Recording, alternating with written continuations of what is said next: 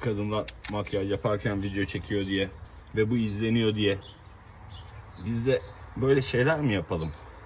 Hanıma saç düzleştirici söylemiştim ama hoca gelmiş.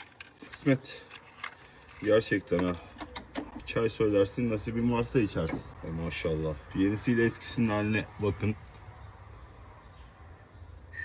Şunun üstündeki sıkıntıya bak. Şuna bak. Gıcır gıcır.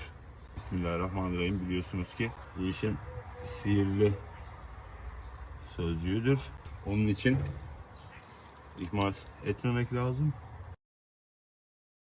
Torklu değil ama bizim elimizde bir nevi tork.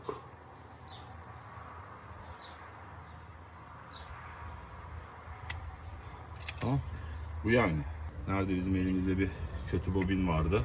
Bunu da daha sonra tamirini yapacağız. Yuvasında bir sıkıntı var. Maşallah be. İridium bucu gayrimenkul falan.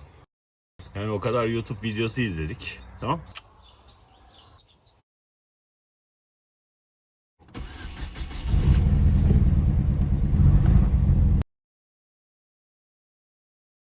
Elektrik tesisatını revize ediyoruz. Borcunuz aşağı yukarı bujilerle beraber 10 kağıt, tamam.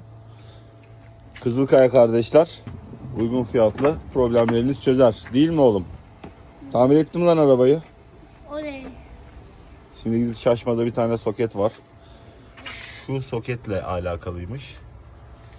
Ben bakarım.